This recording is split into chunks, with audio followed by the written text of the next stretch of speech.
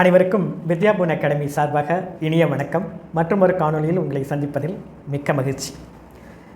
நம்மளுடைய சென்ற காணொலியில் டிஆர்பி அசிஸ்டன்ட் ப்ரொஃபஸர் எக்ஸாமோட இன்டர்வியூ கண்டக்ட் பண்ணதுக்கு அப்புறம் ஃபைனலாக போட்ட அந்த மார்க் லிஸ்ட் ரிசல்ட்டை பேஸ் பண்ணி நம்ம சில அனாலிசிஸ்லாம் சொல்லியிருந்தோம். ஸோ அந்த காணொலியிலேயே நம்ம என்ன சொல்லியிருந்தோம் அப்படின்னா, பிஹெச்டி ரிலேட்டடாக டிஆர்பி அசிஸ்டன்ட் ப்ரொஃபஸர் இன்டர்வியூவுக்கு போகக்கூடிய நபர்கள் கேண்டிடேட்ஸ் என்னென்ன விஷயம்லாம் தெரிஞ்சு வச்சுருக்கணும் அப்படின்றத சொல்கிறதா சொல்லியிருந்தோம். ஸோ இந்த காணொலியில் அதை பற்றின ஒரு தெளிவான ஒரு புரிதலை இந்த டிஆர்பி அசிஸ்டன்ட் ப்ரொஃபஸர் ஆஸ்பிரன்ஸுக்கு கொடுக்கணும் அப்படின்றதுக்காக தான் இந்த காணொலியை நம்ம கொடுக்குறோம். முதல்ல நம்ம என்ன புரிஞ்சுக்கணும் அப்படின்னா, நான் எல்லாமே டிஆர்பி நோட்டிஃபிகேஷன் அசிஸ்டன்ட் ப்ரொஃபஸர் நோட்டிஃபிகேஷனோட பேசிஸை வச்சு தான் சொல்கிறேன். டிஆர்பி அசிஸ்டன்ட் ப்ரொஃபஸர் நோட்டிஃபிகேஷன் ஒன்று. இந்த டிஆர்பி அசிஸ்டன்ட் ப்ரொஃபஸர் நோட்டிஃபிகேஷனில் அசிஸ்டன்ட் ப்ரொஃபஸருக்கான எலிஜிபிலிட்டி கொடுத்துருக்காங்க. ஸோ அந்த டிஆர்பி அசிஸ்டன்ட் ப்ரொஃபஸருக்கான எலிஜிபிலிட்டி எதை பேஸ் பண்ணி அவங்க டிட்டர்மைன் பண்ணி கொடுத்துருக்காங்க? யூஜிசி நார்ம்ஸ் படி கொடுத்துருக்காங்க. இப்போ டிஆர்பிக்குன்னு ஸ்பெஷலாக டைரக்டரேட் ஆஃப் காலேஜியேட் எஜுகேஷனுக்குன்னு தனியாக அசிஸ்டன்ட் ப்ரொஃபஸரை ரெக்ரூட் பண்ணுறதுக்கான நார்ம்ஸோ ரூல்ஸோ அவங்க வச்சிடல. ஏன்னா எல்லா காலேஜஸுமே பார்த்திங்க அப்படின்னா, தமிழ்நாட்டில் இருக்கிற ஆர்ட்ஸ் அண்ட் சயின்ஸ் காலேஜஸ் எல்லாமே affiliated and accredited by UGC. அப்படி இருக்கிற பட்சத்தில் யூஜிசி நாம்ஸை தான் பல்கலைக்கழக மானியக்குழு தான் ஹையர் எஜுகேஷன் பாடியாக இருக்கிறதுனால அதனுடைய ரூல்ஸ் அண்ட் ரெகுலேஷன்ஸை தான் நம்ம directorate of higher education collegiate எஜுகேஷனில் ஃபாலோ பண்ணிகிட்ருக்காங்க. ஸோ நமக்கு TRB assistant professor exam assistant professor ரெக்ரூட்மெண்ட்டுக்கான நோட்டிஃபிகேஷன் பார்த்திங்க அப்படின்னா, யூஜிசி நார்ம்ஸ் படி அசிஸ்டன்ட் ப்ரொஃபஸருக்கு என்ன குவாலிஃபிகேஷனோ அதை தான் அவங்களும் குவாலிஃபிகேஷனாக கொடுத்துருக்காங்க. இப்போ சமீப காலத்தில் ஒரு வாரமாக சரியான ஒரு சர்ச்சை ஓடிட்டுருக்கு. பார்ட் டைம் எலிஜிபிள் இல்லை. ஏற்கனவே நடந்த இன்டர்வியூவில் 3 பேருக்கு பிஹெச்டி எலிஜிபிள் இல்லைன்னு சொல்லிட்டாங்க. இப்படி நிறைய சர்ச்சை போயிட்டுருக்கு. ஸோ ஃபஸ்ட்டு நம்ம என்ன தெரிஞ்சுக்கணும் அப்படின்னா, நமக்கு பிஹெச்டி ஒருத்தங்க வச்சுருந்தாலே அந்த பிஹெச்டி வேலிடான பிஹெச்டின்றது அர்த்தம் கிடையாது. ஏன்னா இப்போ நிறைய பிஹெச்டியில் பார்த்திங்க அப்படின்னா, உங்களுக்கு நிறைய யூனிவர்சிட்டிஸ் இருக்குது. நிறைய யூனிவர்சிட்டிஸ் அவங்க கொடுக்குற பிஹெச்டிஸ் பார்த்திங்கன்னா அந்தளவுக்கு பிஹெச்டிக்கான குவாலிட்டியை ஃபுல்ஃபில் பண்ணுற மாதிரியான ஆக்டிவிட்டீஸ்லாம் பண்ணி அந்த பிஹெச்டியை அவார்ட் பண்ணுறது கிடையாது. தெர் ஆர் சம் யூனிவர்சிட்டிஸ் இருக்குது.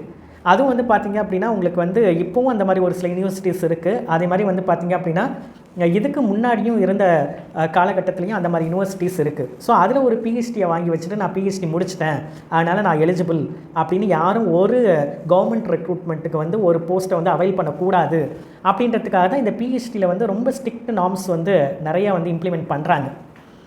ஸோ யூஜிசியும் பார்த்திங்க அப்படின்னா இந்த மாதிரி விஷயங்களை அவாய்ட் பண்ணணும். குவாலிட்டி இல்லாத ஒரு பிஹெச்டி ஹோல்டர்ஸ்க்கு நம்ம government job, especially assistant professor job, அதே மாதிரி அதுக்கு உள்ள ஹையர் லெவல் ஜாப்ஸை நம்ம அவாய்ட் பண்ணக்கூடாது, கொடுக்கக்கூடாது அப்படின்றதுக்காக தான் அவங்க மினிமம் ஸ்டாண்டர்ட்ஸ் அப்படின்னு வச்சுருக்காங்க. Minimum qualification. இப்போது நமக்கு யூஜிசி அசிஸ்டன்ட் ப்ரொஃபஸரை ரெக்ரூட்மெண்ட்டுக்கு கொடுக்குறது எல்லாமே மினிமம் குவாலிஃபிகேஷன் தான். அந்த மினிமம் குவாலிஃபிகேஷனே சாட்டிஸ்ஃபை பண்ணணும் இல்லையா? அந்த மினிமம் குவாலிஃபிகேஷனே சாட்டிஸ்ஃபை பண்ணலைன்னா எப்படி அந்த ஒரு பர்டிகுலர் கேண்டிடேட்டுக்கு அதுவும் ஒரு முக்கியமான ஒரு ஹையர் எஜுகேஷனில் ஒரு அசிஸ்டன்ட் ப்ரொஃபஸராக போகிறாங்க அப்படின்னா, ஸ்டூடெண்ட்ஸோடு டைரெக்டாக இன்டராக்ட் பண்ணுற ஒரு கண்ட்ரியோட டெவலப்மெண்ட்டுக்கு நேரடியாக தொடர்புடைய ஒரு ஜாப். ஸோ அப்படி இருக்கும்போது அங்கே ஹையர் குவாலிஃபிகேஷன் ரொம்ப ரொம்ப முக்கியம். அப்படி ஒரு ஹையர் எஜுகேஷன் குவாலிஃபிகேஷன் வச்சுருந்தா கூட அது குவாலிட்டியான ஹையர் எஜுகேஷன் இன்ஸ்டிடியூஷன் கொடுத்த டிகிரியா, அது எல்லாத்தையும் ஃபாலோ பண்ணி அந்த டிகிரி அவங்களுக்கு அவார்ட் பண்ணப்பட்டிருக்கா அப்படின்றத செக் பண்ணுறதுல ஒரு தப்பும் இல்லையே. ஸோ இதில் ஏன் நமக்கு இவ்வளோ ஒரு இது பண்ணக்கூடாது அப்படின்ற விஷயம்லாம் நமக்கு குவாலிட்டியை அஃபெக்ட் பண்ணும். சரி, இதை விடுங்க, இந்த குவாலிட்டி விஷயங்கள்லாம் விடுங்க. நார்ம்ஸ் என்ன சொல்லுது? நம்மளுடைய அசிஸ்டன்ட் ப்ரொஃபஸர் ஜாபுக்கு என்ன குவாலிஃபிகேஷன்? அசிஸ்டன்ட் ப்ரொஃபஸர் ஜாபுக்கு யூஜிசி வச்சுருக்கிற முக்கியமான குவாலிஃபிகேஷன், நீங்கள் ஒரு அசிஸ்டன்ட் ப்ரொஃபஸர் ஜாபுக்கு போகணும் அப்படின்னா நீங்கள் நெட்டோ ஸ்வெட்டோ முடிச்சிருக்கணும். இதுதான் குவாலிஃபிகேஷன். பிஹெச்டி வச்சுருந்தீங்கன்னா உங்களுக்கு இதுலேருந்து எக்ஸம்ஷன். ஸோ அப்போ கவர்மெண்ட்டோட பாலிசி படி, யூஜிசியோட பாலிசி படி நீங்கள் ஒரு கவர்மெண்ட் இன்ஸ்டிடியூட்லேயோ இல்லை ஒரு ப்ரைவேட் இன்ஸ்டிடியூட்லேயோ நீங்கள் வந்து அசிஸ்டன்ட் ப்ரொஃபஸர் ஆகணும் அப்படின்னா கண்டிப்பாக நெட்டு வச்சுருக்கணும். நெட்டு வச்சுருந்தா ஆல் இந்தியா லெவலில் நீங்கள் வந்து என்ன பண்ணிக்கலாம் அப்படின்னா எந்த கவர்மெண்ட் இன்ஸ்டிடியூஷனுக்கும் அப்ளை பண்ணிக்கலாம். செட்டு மட்டும்தான் வச்சுருக்கீங்கன்னா அந்த ஸ்டேட்டை உள்ள கவர்மெண்ட் இன்ஸ்டிடியூட்டோ ப்ரைவேட் இன்ஸ்டிடியூட்லையோ மட்டும் நீங்கள் அப்ளை பண்ணிக்கலாம். ஸோ இதுதான் வந்து என்ன அப்படின்னா யூஜிசியோட நார்ம்ஸ். உங்களுக்கு ஸ்கூல் எஜுகேஷன் உங்களுக்கு தெரியும்ல, டெட் இல்லாமல் நீங்கள் டீச்சராகவே ஆக முடியாது. டெட் இல்லாமல் டிஎன் டெட்டோ இல்லை சி டெட்டோ இல்லாமல் நீங்கள் ஒரு ஸ்கூலில் டீச்சர் ஆக முடியுமா? ஆக முடியாது தானே. ஸோ அப்படி இருக்கிற பட்சத்தில் அதே தான் இங்கேயும் ஹையர் எஜுகேஷனுக்கும் அதே தான். உங்களுக்கு வந்து நெட்டோ செட்டோ இதுதான் குவாலிஃபிகேஷன். ஆனால் ஒரு எக்ஸம்ஷன் அதில் இருக்குது. என்ன எக்ஸம்ஷன் அப்படின்னா, நீங்கள் பிஹெச்டி படிச்சிருந்தீங்க, பிஹெச்டி முடிச்சிருந்தீங்க அப்படின்னா நெட்டு செட்லேருந்து உங்களுக்கு எக்ஸம்ஷன். ஸோ இது எக்ஸம்ஷன் தான். பிஹெச்டி நீங்கள் வச்சுருக்கீங்கன்னா நெட்டு செட்லேருந்து உங்களுக்கு எக்ஸம்ஷன் தான் கொடுக்குறாங்க. அதுவே உங்களுக்கு பிஹெச்டியே தான் குவாலிஃபிகேஷன் சொல்ல, you are exempted from net set exam. Net set தேவையில்லை, உங்களுக்கு எக்ஸம்ஷன் கொடுத்துருக்காங்க. ஸோ இதில் வந்து இந்த பிஹெச்டி எப்படி இருக்கணும்னு சொல்லியிருக்காங்க. உங்களுக்கு எக்ஸம்ஷன் கொடுக்கணும் அப்படின்னா உங்களோட பிஹெச்டி எப்படி இருக்கணும் அப்படின்றதும் இந்த மினிமம் ஸ்டாண்டர்ட்ஸில் இருக்குது. யூஜிசி கொடுத்த மினிமம் ஸ்டாண்டர்ட்ஸ்லையும் அதில் இருக்குது. அதே மாதிரி வந்து பார்த்திங்க அப்படின்னா யூஜிசி ப்ரிஸ்கிரைப் பண்ணியிருக்கிற அசிஸ்டன்ட் ப்ரொஃபஸருக்கான குவாலிஃபிகேஷன் இதுலேயும் வந்து அந்த பிஹெச்டி எப்படி இருக்கணும் அப்படின்றத கொடுத்துருக்காங்க. ஸோ அந்த அவங்க சொல்லியிருக்கிற அந்த ரூல்ஸ் படி, நார்ம்ஸ் படி இருந்தால் மட்டும்தான் உங்களோட பிஹெச்டி ரெகுலர் பிஹெச்டி. இல்லைனா உங்கள் பிஹெச்டி ரெகுலர் பிஹெச்டி கிடையாது. ரெகுலர் பிஹெச்டி ஃபுல் டைம் வருமானா வரும், பார்ட் டைம் வருமானா வரும். ரெகுலர் பிஹெச்டி ஃபுல் டைமும் வரும், பார்ட் டைமும் வரும். ப்ரொவைடட்னு ஒரு வார்த்தை அந்த இதிலே இருக்குது. ப்ரொவைடட் என்ன அப்படின்னா, இதில் உள்ள இந்த ஃபுல் டைமாக இருக்கலாம், பார்ட் டைமாக இருக்கலாம். ஆனால் சில கண்டிஷன்ஸ் அவங்க கொடுத்துருக்காங்க. ரெகுலர் மோடாக கன்சிடர் பண்ணுறதுக்கு சில கண்டிஷன்ஸ் கொடுத்துருக்காங்க. என்ன கண்டிஷன் அப்படின்னா, உங்களுடைய பிஹெச்டி 2 டைம் லைனாக பிரிக்கிறாங்க. 2009 ஜூலை 11, 2009. ஸோ இதுக்கு அப்புறம் 2009க்கு அப்புறம் நீங்கள் பிஹெச்டி பண்ணியிருந்தீங்க அப்படின்னா உங்களுக்கு என்ன ரெகுலேஷன் அப்படின்னா, யூஜிசியோட பிஹெச்டிக்கான 2009 ரெகுலேஷன் படி நீங்கள் பிஹெச்டி முடிச்சிருக்கணும். அல்லது 2000 ரொம்ப லேட்டாக வந்து நீங்கள் பிஹெச்டி வந்து முடிச்சிருந்தீங்க, 2016 முடிச்சிருந்தீங்க அப்படின்னா 2016 அண்ட் 2016க்கு அப்புறம் நீங்கள் வந்து பார்த்தீங்க அப்படின்னா 2016 ரெகுலேஷன் படியும் முடிச்சிருக்கலாம். ஸோ 2009 ஆர் 2016 ரெகுலேஷன் படி உங்கள் பிஹெச்டி அவார்ட் பண்ணப்பட்டிருக்கணும். இதுதான் கண்டிஷன். இது இருக்கணும். இது இருந்தால் தான் உங்களோட பிஹெச்டி ரெகுலர் மோடு. நீங்கள் 2009க்கு அப்புறம் ஜூலை 11, 2009க்கு அப்புறம் நீங்கள் பிஹெச்டி முடிச்சிருந்தீங்க அப்படின்னா கண்டிப்பாக உங்கள் பிஹெச்டி எப்படி அவார்ட் பண்ணப்பட்டிருக்கணும் அப்படின்னா 2009 ஆர் 2016 பிஹெச்டிக்கான மினிமம் ஸ்டாண்டர்ட்ஸ் படி, யூஜிசி மினிமம் ஸ்டாண்டர்ட்ஸ் படி உங்கள் பிஹெச்டி அவார்ட் பண்ணப்பட்டிருக்கணும்.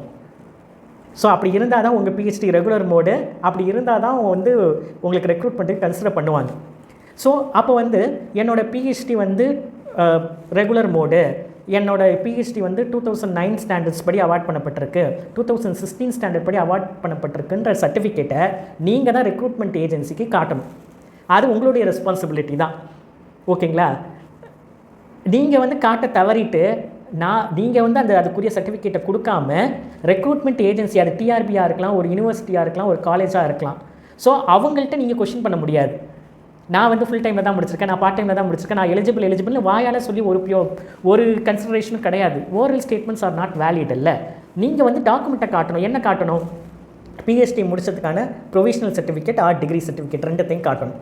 பெரும்பாலான யூனிவர்சிட்டிஸில் என்ன பண்ணுறாங்க அப்படின்னா, உங்களுடைய பிஹெச்டி வந்து 2009 ரெகுலேஷன் படி தான் அவார்ட் பண்ணப்பட்டிருக்கு, 2016 ரெகுலேஷன் படி தான் அவார்ட் பண்ணப்பட்டிருக்கு அப்படின்றத வந்து ப்ரொவிஷனல்லே கொடுத்துட்றாங்க. அப்போ அதுதான் உங்களுக்கு வந்து ப்ரூஃப். நீங்கள் வந்து உங்களோட PhD regular mode confirming to 2009 standards 2016 ஸ்டாண்டர்ட்ஸ்னு நீங்கள் தான் காட்டணும். ப்ரொவிஷனல் டிகிரியில் உங்களோட பிஹெச்டி ப்ரொவிஷனில் அதை போட்டிருப்பாங்க. இல்லை அண்ணா யூனிவர்சிட்டி மாதிரியான சில யூனிவர்சிட்டிஸில் டிகிரிலே போட்டுடுறாங்க. டிகிரிலே அது வந்துடுது, மினிமம் ஸ்டாண்டர்ட்ஸ் படி அவார்ட் பண்ணப்பட்டிருக்குன்னு. இந்த 2009 2016 ரெகுலேஷன் படியோ அவார்ட் பண்ணப்பட்டிருக்குன்னு அதிலே மென்ஷன் பண்ணிடுறாங்க.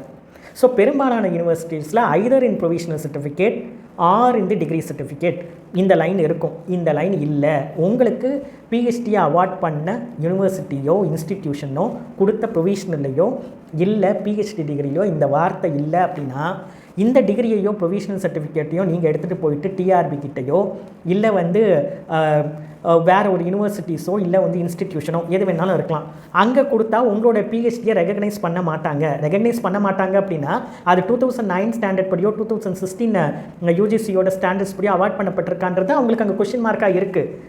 அப்போ நீங்கள் தான் கிளாரிஃபை பண்ணி கொடுக்கணும். எப்படி கிளாரிஃபை பண்ணி கொடுக்கலாம்? அப்படி உங்களுடைய ப்ரொவிஷனல்லையோ பிஹெச்டி டிகிரியிலோ அந்த லைன்ஸ் இல்லை அப்படின்னா நீங்கள் எந்த யூனிவர்சிட்டியில் எந்த இன்ஸ்டிடியூட்டில் பிஹெச்டி முடிச்சிங்களோ, நான் சொல்கிறதெல்லாம் 2009க்கு அப்புறம் உள்ளவங்களுக்கு சொல்கிறேன், அவங்களுக்கே இது தேவை. 2009க்கு ஜூலை 11க்கு அப்புறம் ரெஜிஸ்டர் பண்ணி முடித்தவங்களுக்கு எல்லாருக்குமே இது தேவை. ஸோ அவங்க என்ன பண்ணணும் அப்படின்னா என்னோட ப்ரொவிஷனல்லையோ என்னோட பிஹெச்டி சர்டிஃபிகேட்லையோ டிகிரி சர்டிஃபிகேட்லையோ இந்த வார்த்தை இல்லை, மினிமம் ஸ்டாண்டர்ட்ஸ் படி யூஜிசி பிஹெச்டி மினிமம் ஸ்டாண்டர்ட்ஸ் 2009 2016 படி ஏதோ ஒன்று ரெண்டுத்தில் ஏதாவது ஒன்று அப்படின்ற வார்த்தை இல்லை அப்படின்னா நீங்கள் என்ன பண்ணணும் அப்படின்னா நீங்கள் எங்கே பிஹெச்டி முடிச்சிங்களோ, எங்கே வந்து நீங்கள் வந்து எந்த இன்ஸ்டிடியூட்டில் பிஹெச்டி முடிச்சிங்களோ அந்த இன்ஸ்டிடியூட் ஆர் யூனிவர்சிட்டி அப்ரோச் பண்ணி அந்த ரெஜிஸ்ட்ரார்ட்டேருந்து நீங்கள் ஒரு லெட்டர் வாங்கணும். உங்களுடைய பிஹெச்டி வந்து இந்த இதுபடி தான் மினிமம் ஸ்டாண்டர்ட்ஸ் படி தான் அவார்ட் பண்ணப்பட்டிருக்குன்னு நீங்கள் அந்த லெட்டரை வாங்கணும். இல்லை டீன் அகாடமிக்ஸு இல்லை சம் யூனிவர்சிட்டிஸ் அண்ட் இன்ஸ்டிடியூட்டில் டீன் ரிசர்ச்சு அவங்களும் இஷ்யூ பண்ணுறாங்க. ஸோ இந்த அத்தாரிட்டிக்கிட்டேருந்து டீன் லெவலோ இல்லை வந்து ரெஜிஸ்ட்ரார் லெவலோ நீங்கள் வந்து அந்த சர்டிஃபிகேட்டை வாங்கி கொடுக்கணும். அப்போ தான் உங்கள் பிஹெச்டி ரெகுலர் மோடு, உங்கள் PhD valid PhD, regular mode PhD, your PhD will be considered. Otherwise your PhD will not be consider. நீங்கள் வந்து எந்த யூனிவர்சிட்டியில் வேணாலும் முடிச்சுக்கோங்க, எந்த இன்ஸ்டிடியூட்டில் வேணாலும் முடிச்சுக்கோங்க, இந்த சர்டிஃபிகேட் இல்லை அப்படின்னா உங்களை இன்எலிஜிபிளுக்கு கொண்டு போயிட்டு வெளியில் தள்ளிடுவாங்க. ஏன்னா பிஹெச்டி தானே உங்களுக்கு பிஹெச்டியே எக்ஸப்ஷன் தான் நெட்டு ஸ்லெட்டுக்கு. உங்கள்கிட்ட நெட்டு ஸ்லெட் இல்லை, சம் கேண்டிடேட்ஸ் அதையும் வச்சுருக்கீங்க, அவங்கள பற்றி நான் பேசலை. ஸோ நெட்டு ஸ்லெட் இல்லாத கேண்டிடேட்ஸ் பிஹெச்டி வச்சுருக்கும் போது மற்ற கேண்டிடேட்ஸும் வந்து பிஹெச்டிக்கான மார்க்ஸை வந்து கிளைம் பண்ணுற கேண்டிடேட்ஸ் மற்ற இன்ஸ்டிடியூட்லேயும் அவங்களும் வந்து என்ன பண்ணணும் அப்படின்னா உங்களுடைய ப்ரொவிஷனல்லையோ டிகிரிலையோ இது இருக்கணும். அப்படி இல்லைன்னா இந்த அடிஷ்னலாக இந்த லெட்டரை நீங்கள் வாங்கி கொடுத்தா தான் இதை வந்து வேலிட் பிஹெச்டியாக கன்சிடர் பண்ணுவாங்க, ரெகுலர் மோட் பிஹெச்டியாக கன்சிடர் பண்ணுவாங்க, இல்லைன்னா கன்சிடர் பண்ண மாட்டாங்க. ஸோ அதுதான் டிஆர்பி ரெக்ரூட்மெண்ட்ஸ்லேயும் நடக்குது. இது ஒரு விஷயம். நான் இப்போ சொன்னது எல்லாமே வந்து பார்த்தீங்க அப்படின்னா 2009க்கு ஜூலை 11க்கு அப்புறம் ஃபினிஷ் பண்ணவங்களுக்கு பார்க்க வேண்டிய விஷயங்கள். அடுத்து ஜூலை 11 2009க்கு முன்னாடி முடித்தவங்க அவங்களுக்கு என்ன அப்படின்னா பிஹெச்டி வச்சுருந்தாலும் அவங்களே நெட்டு ஸ்லெட், அவங்க பிஹெச்டி வச்சுருந்தாலும் நெட்டு ஸ்லெட் எழுதணும். ஆனால் எக்ஸப்ஷன் அவங்களுக்கு ஒரே ஒரு இதில் எக்ஸப்ஷன் உண்டு. ஏன்னா அவங்க 2009க்கு முன்னாடி உள்ளவங்க 2009 ரெகுலேஷன்லேயும் வரமாட்டாங்க, 2016 ரெகுலேஷனுக்குள்ளாரையும் வரமாட்டாங்க. ஏன்னா அவங்க முன்னாடியே வந்து பிஹெச்டி ரெஜிஸ்டர் பண்ணி முடிச்சிருப்பாங்க, இல்லை முன்னாடியே ரெஜிஸ்டர் பண்ணியிருப்பாங்க. ஸோ அவங்களுக்கு என்ன நார்ம்ஸ் அப்படின்னா அவங்க நெட்டு ஸ்லெட் எழுதி ஆகணும், பிஹெச்டி இருந்தாலும் நெட்டு ஸ்லெட் எழுதி ஆகணும். அப்படி அவங்களுக்கும் ஒரு எக்ஸப்ஷன் கொடுத்துருக்காங்க. அவங்களுக்கு என்ன எக்ஸப்ஷன் அப்படின்னா அவங்களுக்கு வந்து அவங்களோட சர்டிஃபிகேட்டில் 2009-16 படி ரெகுலேஷன் படி அவார்ட் பண்ணப்பட்டிருக்கு அப்படின்னு வந்து போட முடியாது அவங்களுக்கு. ஸோ அவங்கெல்லாம் என்ன பண்ணணும் அப்படின்னா அவங்க பிஹெச்டி வேலிடாக இருக்கணும். அவங்க வந்து எக்ஸம்ஷன் வந்து நெட்டு ஸ்லெட் இல்லாமல் பிஹெச்டி மட்டுமே வச்சுட்டு 2009க்கு முன்னாடி ஜூலை 11க்கு முன்னாடி உள்ளவங்க வந்து கிளைம் பண்ணணும் அப்படின்னா அவங்களோட பிஹெச்டி வந்து எப்படி இருந்திருக்கும்னா அவங்க பிஹெச்டி ரெஜிஸ்டர் பண்ணியிருக்கிற டைமில் அவங்க எந்த யூனிவர்சிட்டியில் வந்து பிஹெச்டி பண்ணாங்களோ, எந்த இன்ஸ்டிடியூட்டில் பிஹெச்டி பண்ணாங்களோ அப்போ அந்த யூனிவர்சிட்டியில் என்ன வந்து பைலாஸ் இருந்தது, என்ன வந்து ஆர்டினன்ஸ் இருந்தது, என்ன ரெகுலேஷன்ஸ் இருந்தது, அந்த ரெகுலேஷன்ஸ் படி அவங்க பண்ணியிருக்கணும். அது மட்டும் பத்தாது, எல்லாருமே அதுபடி தான் பண்ணியிருப்பாங்க. அதுபடி பண்ணாதனால தான் யூனிவர்சிட்டியாக அந்த இன்ஸ்டிடியூட்டை டிகிரி கொடுத்துருக்கு. பட் இன் அடிஷன் குவாலிட்டியை கன்ஃபார்ம் பண்ணுறதுக்காக யூஜிசி என்ன சொல்கிறாங்க அப்படின்னா 2009க்கு முன்னாடி முடித்தவங்க ஒரு 5 பாயிண்ட் கொடுத்துருக்காங்க. அந்த கண்டிஷன்ஸை அவங்க ஃபில் பண்ணணும். என்ன கண்டிஷன்ஸ் அப்படின்னா ஃபஸ்ட்டு உங்களோட பிஹெச்டி ரெகுலர் மோடில் அவார்ட் பண்ணப்பட்டிருக்கணும், டிஸ்டன்ஸ் மோட்லாம் கிடையாது. எங்கேயுமே டிஸ்டன்ஸ் மோடு எந்த டைமில் நீங்கள் முடித்தாலும் டிஸ்டன்ஸ் மோடு அலௌட் இல்லை.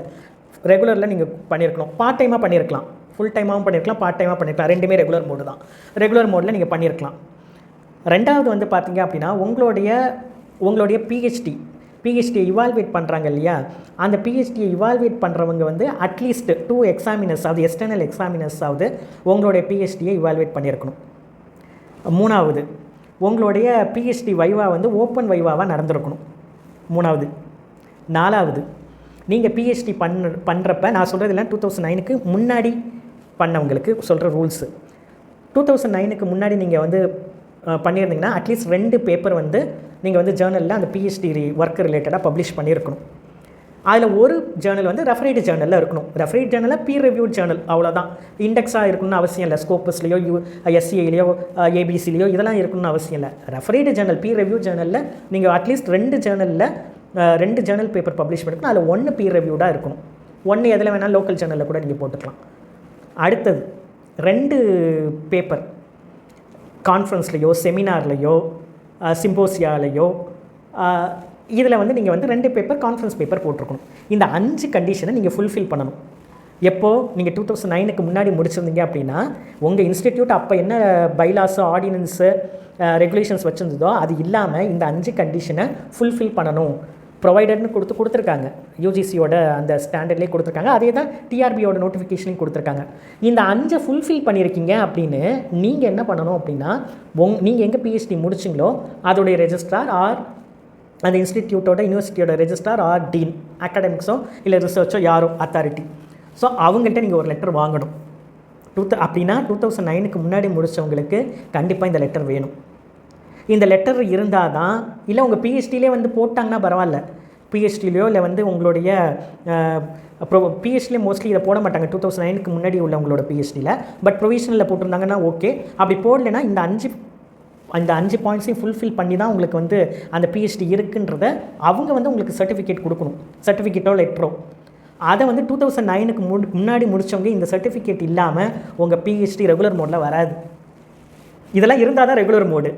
ரெகுலர் மோடுன்னு நம்ம சொல்கிறது வந்து படிக்கிற டியூரேஷன் மட்டும் கிடையாது, அந்த டிகிரி எப்படி அவார்ட் பண்ணப்பட்டிருக்கு அதை தான் ரெகுலர் மோடுன்னு நம்ம சொல்கிறோம். ஓப்பன் வைவா நடந்திருக்கா, பேப்பர்ஸ் பப்ளிகேஷன் பண்ணியிருக்காங்களா, இதெல்லாம் தான் வந்து கோர்ஸ் ஒர்க் பண்ணியிருக்காங்களா, இதெல்லாம் இதை தானே நம்ம ரெகுலர் மோடுன்னு சொல்கிறோம். இதுதான் ரெகுலர் மோடு. இதெல்லாம் இல்லாததை தான் அவங்க என்ன கன்சிடர் பண்ணுறாங்க அப்படின்னா டிஸ்டன்ஸில் பண்ணது, பார்ட் டைமில் பண்ணது, இன்எலிஜிபிள் அப்படின்னு சொல்கிறதுலாம் இந்த கண்டிஷன்ஸ்லாம் ஃபாலோ பண்ணலைன்னா அதை ரெகுலர் மோடில் வராது இல்லையா. ஸோ அதுதான். ஸோ இப்போ உங்களுக்கு கிளியராக புரிஞ்சிருக்கும்னு நினைக்கிறேன். ஸோ இதுதான் வந்து பிஹெச்டி வச்சுருந்தோம் டிஆர்பி உள்ளார இன்டர்வியூக்கு போய் பிஹெச்டி வந்து வேலிட் இல்லைன்னு சொல்கிறாங்கன்னா இந்த நாம்ஸ்லாம் வந்து இந்த டாக்குமெண்ட்ஸ்லாம் இருந்ததுன்னா நீங்கள் அதை கொடுத்துட்டு நீங்கள் ஈஸியாக வந்து உங்களோட பிஹெச்டியை வந்து கிளைம் பண்ணிக்கலாம். ஏன்னா வந்து பிஹெச்டி எக்ஸம்ஷன் தானே உங்களுக்கு நெட் ஸ்லெட் இல்லாததுக்கு யூஜிசி நாம்ஸ் படி நான் சொல்கிறேன் யூஜிசி நாம்ஸ் சொல்லுது. ஸோ இதுதான். ஸோ இப்போ ஃபைனலாக என்ன அப்படின்னா நீங்கள் டிஆர்பிஇ அசிஸ்டன்ட் ப்ரொஃபஸர் இன்டர்வியூக்கு போனீங்கன்னா 2009க்கு அப்புறம் முடித்தவங்க என்ன செக் பண்ணிக்கோங்க அப்படின்னா உங்களுடைய ப்ரொவிஷனல்லையோ இல்லை உங்களுடைய டிகிரிலையோ 2009 ஆர் 2016 ஏதோ ஒன்று இந்த மினிமம் பிஹெச்டி ஸ்டாண்டர்ட்ஸ் படி உங்கள் டிகிரி அவார்ட் பண்ணப்பட்டிருக்கான அந்த வார்த்தை இருக்கான்னு பார்த்துக்கோங்க. எல்லையாவது ஒன்றுத்தில் இருந்தால் போதும், அதை காட்டிக்கலாம் நீங்கள்.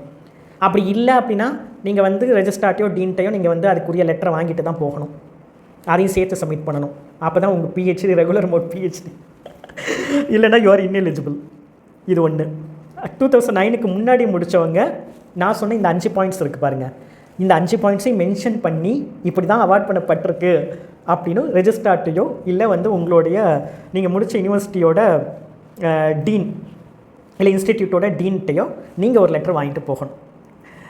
இதுதான் பிஹெச்டி வச்சுருக்கிற கேண்டிடேட்ஸு நீங்கள் வந்து டிஆர்பி அசிஸ்டன்ட் ப்ரொஃபஸர் இன்டர்வியூக்கு போகும்போது நீங்கள் முக்கியமாக வந்து தெரிஞ்சிக்க வேண்டிய விஷயம்.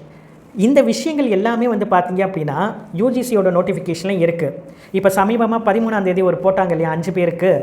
அப்போ வந்து அவங்க சொல்லியிருக்காங்க, அந்த அரசாணையிலையும் சொல்லியிருக்காங்க, அவங்க வந்து 2021 Tamil Nadu government higher education department ஒரு கவர்மெண்ட் ஆர்டர் நம்பர் 5 போட்டிருக்காங்க. 21/11/2021 அன்றைக்கி ஒரு கவர்மெண்ட் ஆர்டர் போட்டிருக்காங்க. அதுலேயும் இதே நாம்ஸ் தான் இருக்குது. அந்த நாம்ஸ் தான் இங்கேயும் வருது. எல்லா நாம்ஸும் ஒரே நாம்ஸ் தான். யூஜிசியோட minimum standards for recruitment of assistant professor 2021 government போட்டிருக்கிற தமிழ்நாடு கவர்மெண்ட் போட்டிருக்க ஆர்டர்லையும் அதே தான் காப்பி பேஸ்ட் பண்ணியிருக்காங்க. காப்பி பேஸ்ட் இப்போ போட்ட கவர்மெண்ட் ஆர்டர்லையும் 13/5 இதில் எந்த சர்ச்சையுமே இல்லை. ஒரே ஒரு வார்த்தை மட்டும் அந்த 13ஆம் தேதி போட்ட அந்த கவர்மெண்ட் ஆர்டரில் அந்த பார்ட் டைம்னு ஒன்று வந்துருச்சு. அந்த பார்ட் டைமுக்கு பதிலாக நாட் இன் ரெகுலர் மோடுன்னு அவங்க போட்டிருக்கலாம், இல்லை டிஸ்டன்ஸ் மோடுன்னு போட்டிருக்கலாம். Not in regular mode appropriate word. அது ஒரு சின்ன ஒரு தவறு தான். அது வந்து இது வந்து கவர்மெண்ட் ஆர்டர் ஒரு அவசரமாக 12ஆம் தேதி வந்து இன்டர்வியூவை ஃபைனலைஸ் பண்ணி 13ஆம் தேதி அரசாணை போட்டு அப்போவே சிஎம் கையால் கொடுக்கணுன்னா கொஞ்சம் அவசரமாக தான் ப்ரிப்பேர் பண்ணணும். அதில் ஏதோ ஒரு சிறு தவறு வந்து நடந்திருக்கு. ஸோ இதுதான் பட் ஆனால் அவங்க மென்ஷன் பண்ணியிருக்கிற அந்த அரசாணையிலே கவர்மெண்ட் ஆர்டர்லாம் மென்ஷன் பண்ணியிருக்காங்களே, தமிழ்நாடு கவர்மெண்ட்டோட ஆர்டர்லாம், அதுலலாம் வந்து பார்த்திங்கன்னா தெளிவாக கொடுத்துருக்காங்க. யூஜிசி வந்து எது வந்து ரெகுலர் மோடு, எது ரெகுலர் மோடு இல்லை அப்படின்னா யூஜிசி ரெகுலேஷன் அவங்க ஒரு கிளாரிஃபிகேஷன் கொடுத்துருக்காங்க. அதுலேயும் தெளிவாகவே வந்து part time and full time R consider regular mode, distance மோடில் பண்ணது வந்து நாட் ரெகுலர் மோடு. அதே மாதிரி வந்து பிஹெச்டி வந்து இந்த நார்ம்ஸ் படி அவார்ட் பண்ணப்பட்டிருக்கணும், அப்போ தான் அந்த பிஹெச்டி எலிஜிபிள்னு சொல்லியிருக்காங்க. ஸோ இதுதான் வந்து பிஹெச்டியோட சர்ச்சைக்கெல்லாம் ஒரு முக்கியமான கிளாரிஃபிகேஷனாக இது இருக்கும்னு நான் வந்து நம்புகிறேன். ஸோ இது ஒரு விஷயம். ரெண்டாவது ஈக்குவலன்ஸை பொறுத்தளவில் நமக்கு வந்து டிஆர்பியோட அசிஸ்டன்ட் ப்ரொஃபஸர் நோட்டிஃபிகேஷன் இல்லை நீங்கள் எந்த ஒரு அசிஸ்டன்ட் ப்ரொஃபஸர் எக்ஸாமுக்கு போனாலும், கவர்மெண்ட் எக்ஸாம், சென்ட்ரல் கவர்மெண்ட் எக்ஸாம்ஸோ இல்லை ப்ரைவேட் இன்ஸ்டிடியூட்டோ எதுக்கு போனாலுமே ஜென்ரலாக உங்களோட பிஜி என்ன டிகிரியோ அதே சப்ஜெக்டில் தான் உங்களுக்கு நெட்டு ஸ்லெட் இருக்கணும். அதே எதில் நீங்கள் பிஜி வச்சுக்கலாம், நெட்டு ஸ்லெட் இல்லைன்னா பிஹெச்டி அதே சப்ஜெக்டில் தான் இருக்கணும். ஸோ அந்த சப்ஜெக்ட்டுக்கு தான் நீங்கள் வந்து அந்த போஸ்ட்டுக்கு தான் நீங்கள் அப்ளை பண்ணணும், அந்த வேக்கன்சிக்கு தான் நீங்கள் அப்ளை பண்ணணும். இதுதான் நார்ம்ஸ். ஆனால் சில சப்ஜெக்டில் ஈக்குவலன்ஸ் இருந்தது அப்படின்னா நீங்கள் வந்து அந்த சப்ஜெக்ட்டுக்கு அப்ளை பண்ணலாம். ஆனால் ஈக்குவலன்ஸ் சர்டிஃபிகேட்டை நீங்கள் தான் வந்து என்ன பண்ணணும் அப்படின்னா இன்டர்வியூ அப்போ ப்ரூஃபாக கொடுக்கணும். அப்ளிகேஷனை நீங்கள் ஆன்லைனில் ஃபில் பண்ணும்போது ஈக்குவலன்ஸ் இருந்தால் அதுக்கான காலம் கொடுத்துருந்தாங்கன்னா நீங்கள் அதை அப்லோட் பண்ணலாம். இல்லை ஆன்லைன் அப்ளிகேஷனில் அந்த ப்ரொவிஷன்ஸ் கொடுக்கல அப்படின்னா சர்டிஃபிகேட் வெரிஃபிகேஷனுக்கு போகும்போது நீங்கள் வந்து ஈக்குவலன்ஸ் இருக்குது அப்படின்னு நீங்கள் சொன்னீங்க அப்படின்னா, கேண்டிடேட் சொன்னாங்க அப்படின்னா ஈக்குவலன்ஸ் சர்டிஃபிகேட்டை கேண்டிடேட் தான் கொடுக்கணும். நீங்கள் ஓவராலாக சொல்லி டிஆர்பி அதை வெரிஃபை பண்ணாது, இல்லை எந்த ஒரு யூனிவர்சிட்டியோ, ஏன்னா ஜாப் உங்களுக்கு தான் வேணும், நீங்கள் தான் எலிஜிபிள் இருக்குதுன்னு சொல்கிறீங்க, அப்போ நீங்கள் தான் சர்டிஃபிகேட்டையும் கொடுக்கணும். அப்போ இந்த ஈக்குவலன்ஸ் சர்டிஃபிகேட் எங்கே யார் ஃபஸ்ட்டு இஷ்யூ பண்ணியிருக்கணும் அப்படின்னா கவர்மெண்ட் சைட்லேருந்து இஷ்யூ பண்ணியிருக்கணும். நம்மளுக்கு டிஆர்பியை பொறுத்தளவில் ஈக்குவலன்ஸ் சர்டிஃபிகேட் அவங்களோட வெப்சைட்டில் இருக்குது. அப்படி இருந்தது அப்படின்னா அதில் உங்கள் சப்ஜெக்ட் மென்ஷன் பண்ணப்பட்டிருக்கு அப்படின்னா அதை டவுன்லோட் பண்ணி நீங்கள் வந்து உங்களுடைய இதில் வந்து ஈக்குவலன்ஸ் வந்து நீங்கள் வந்து அதுக்கு வந்து நீங்கள் வந்து கொடுக்கணும். ஸோ இதுதான் வந்து ஈக்குவலன்ஸ் சர்டிஃபிகேட்டை ப்ரொவைட் பண்ணுறதுக்கான ப்ரொசீஜர். இல்லை ஈக்குவலன்ஸே கொடுக்கல, எங்கள் சப்ஜெக்ட்டுக்கு ஈக்குவலன்ஸ் சர்டிஃபிகேட்டுக்கான கவர்மெண்ட் ஆர்டரே எங்கேயுமே இல்லை அப்படின்னா அதுக்கு ஈக்குவலன்ஸ் வந்து நீங்கள் வந்து கிளைம் பண்ணால் அதை டிஆர்பி வந்து கன்சிடர் பண்ணுவாங்களான்றது கொஷின் மார்க்கு, கன்சிடர் பண்ண மாட்டாங்க. ஸோ இதில் வந்து பார்த்தீங்க அப்படின்னா சப்போஸ் வெப்சைட்டில் ஈக்குவலன்ஸ் இல்லை அப்படின்னா உங்களால் அதுக்கான ப்ரூஃபை வந்து நீங்கள் டவுன்லோட் பண்ணி உங்களுடைய சிவி அப்போ காமிக்க முடியல அப்படின்னா நீங்கள் அதுக்கு முன்னாடியே என்ன பண்ணணும் அப்படின்னா நீங்கள் வந்து கன்சர்ன் டைரக்டரேட்டை அப்ரோச் பண்ணி ஈக்குவலன்ஸை வந்து கன்சர்ன் அத்தாரிட்டிக்கிட்ட நீங்கள் வாங்கணும். ஏன்னா ஈக்குவலன்ஸு நீங்கள் கிளைம் பண்ணீங்க அப்படின்னா நீங்கள் ஈக்குவலன்ஸ் இருக்குதுன்னு நீங்கள் சொன்னீங்கன்னா நீங்கள் தான் அதுக்கான ப்ரூஃபையும் கொடுக்கணும். இதெல்லாம் வந்து ஈக்குவலன்ஸ் சப்ஜெக்டை வச்சுக்கிட்டு டிஆர்பி இன்டர்வியூ, அசிஸ்டன்ட் ப்ரொஃபஸர் இன்டர்வியூக்கு போகிறவங்க தெரிஞ்சுக்க வேண்டிய விஷயம். வெப்சைட்டில் இருந்தால் நீங்கள் வெப்சைட்டில் எடுத்துக்கலாம், ஹையர் எஜுகேஷன் வெப்சைட்லேயோ, இல்லை வந்து யூஜிசி போட்ட வெப்சைட்டில் ஏதாவது இருந்தது அப்படின்னா அதை கூட நீங்கள் காட்டலாம். யூஜிசி சொல்லியிருக்காங்க, ஏன்னா யூஜிசி நெட்டு எழுதும்போது செட்டு எழுதும்போது ஈக்குவலன்ஸ் சப்ஜெக்ட் வருது இல்லை, அப்போ வந்து அதுக்கான ஈக்குவலன்ஸ் வந்து யூஜிசி வெப்சைட்டில் இருக்கும், அதை நீங்கள் ப்ரூஃபாக காட்டலாம். இல்லை தமிழ்நாடு கவர்மெண்ட் போட்டிருக்கிற அரசாணைகள் ஈக்குவலன்ஸ் டாக்குமெண்ட்ஸை நீங்கள் காட்டலாம். அது இல்லாத பட்சத்தில் வெப்சைட்டில் எங்களுக்கு கிடைக்கவே இல்லை அப்படின்னா நீங்கள் அதுக்கு முன்னாடியே கன்சர்ன் டைரக்டரேட்டை அப்ரோச் பண்ணி நீங்கள் தான் ஈக்குவலன்ஸை வாங்கிட்டு போய் சப்மிட் பண்ணணும். ஸோ இதனால தான் ஈக்குவலன்ஸ் இருக்கிற சப்ஜெக்ட்டையும் ஏன் அவங்க வந்து டிஆர்பி கன்சிடர் பண்ணுவேன். டிஆர்பிக்கு தேவை சர்டிஃபிகேட்டு, டிஆர்பியோட வேலை உங்களுக்கான சர்டிஃபிகேட்டை அவங்க வந்து பார்த்து அவங்க வெரிஃபை பண்ண மாட்டாங்க. நீங்கள் தான் உங்களுடைய ஜாபுக்கு உங்களுடைய இன்டர்வியூக்கு நீங்கள் தான் அந்த சர்டிஃபிகேட்ஸ்லாம் கொடுக்கணும். ஸோ டிஆர்பி சர்டிஃபிகேட் வெரிஃபிகேஷன் மட்டும்தான் பண்ணுவாங்க, சர்டிஃபிகேட்டே உங்களுக்காக அவங்க எடுத்துக்க மாட்டாங்க. டிஆர்பி மட்டும் இல்லை, எந்த ஒரு இன்டர்வியூ. ஸோ இப்போ வந்து உங்களுக்கு TRB assistant professor interview by chance உங்களுக்கு வந்து மெரிட்டில் வந்து கிடைக்கிது அப்படின்னா இதெல்லாம் வந்து நீங்கள் வந்து ஞாபகம் வச்சுக்கணும். ஸோ இந்த காணொளி உங்களுக்கு தெளிவான புரிதலை வந்து கொடுத்துருக்குன்னு நம்புகிறோம். மற்றும் ஒரு காணொலியை சந்திப்போம். நன்றி, வணக்கம்.